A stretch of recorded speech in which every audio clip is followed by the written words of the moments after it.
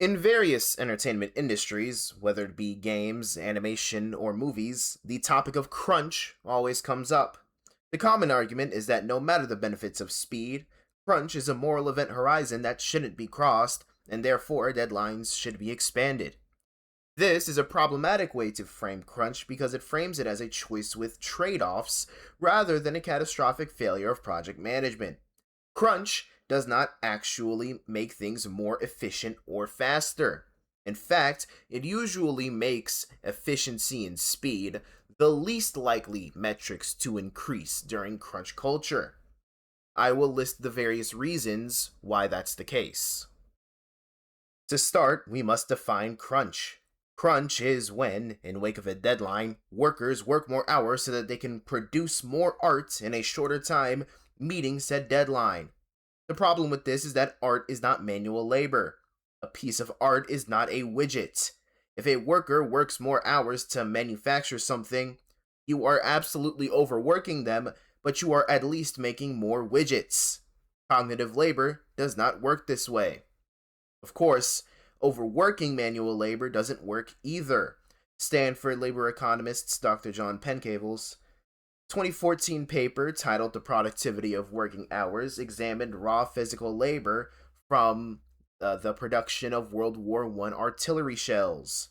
What the study found was that hours below 49 were directly proportional to output. However, past 49, productivity drops off a cliff. So much so, in fact, that the productivity at hour 70 was exactly the same as hour 56. Cognitive labor is different from raw physical output. Sustained attention, checking yourself, judgment, all of it exhausts your brain very fast.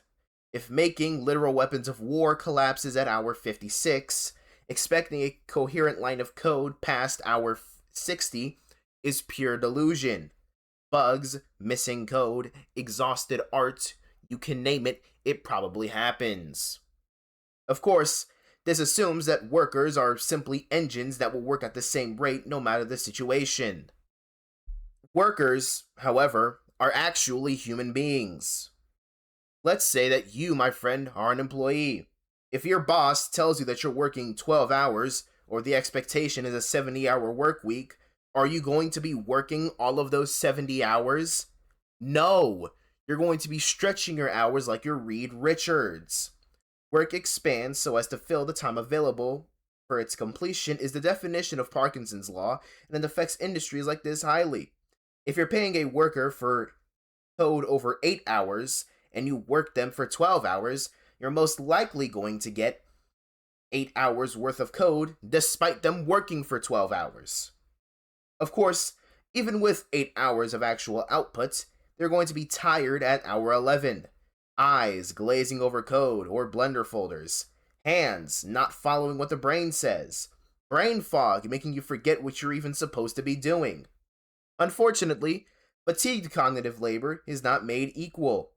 This introduces our second factor. Waste, in other industries, is an expense, a bad one, and a pain. But at least in most industries, there is data. You know that your product broke or your produce expired at this time with this person. It hurts, but at least there is data.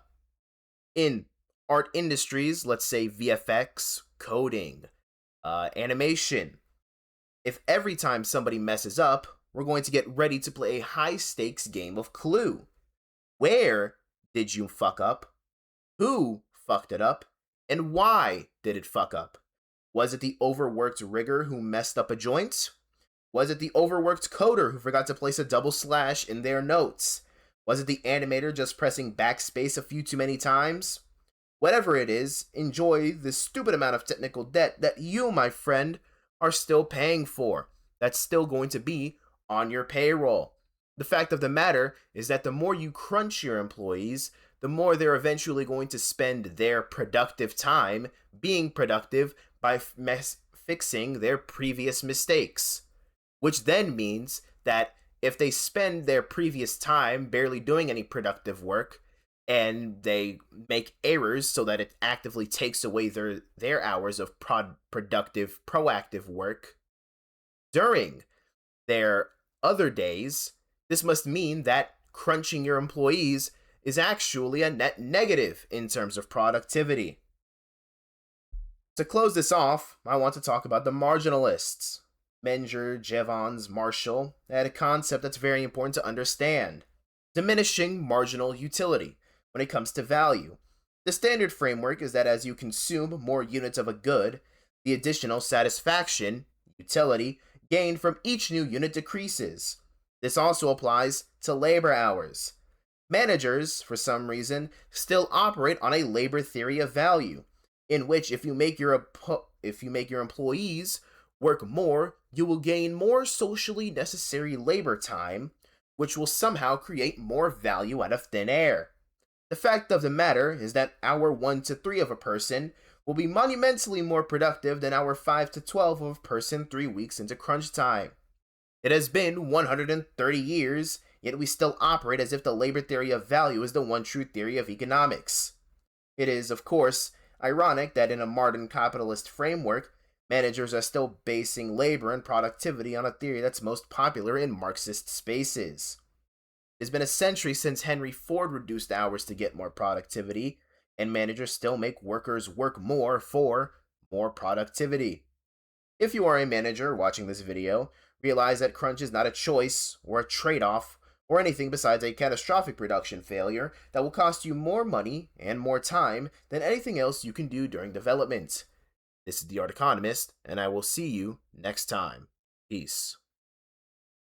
Hey guys, so, um, uh, don't mind that. I needed to increase my video to 8 minutes so that I could have had mid-roll ads.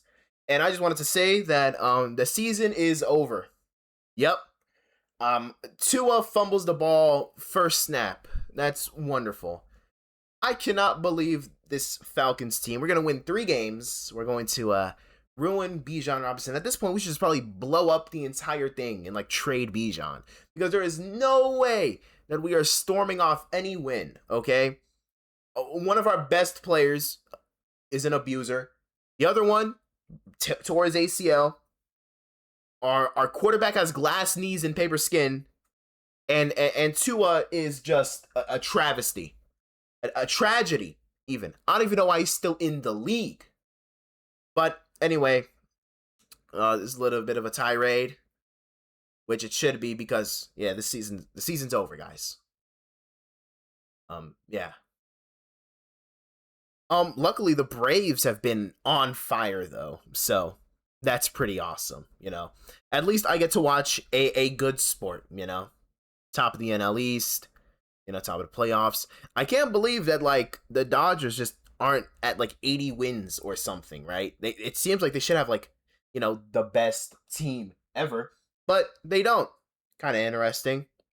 There's probably going to be a holdout because players don't want a salary cap because they want to get paid more money, and the owners want a salary cap because they don't want to pay more money. Maybe I should make a video on the agent that made the Juan Soto deal. That guy is crazy. I don't even know how he does it.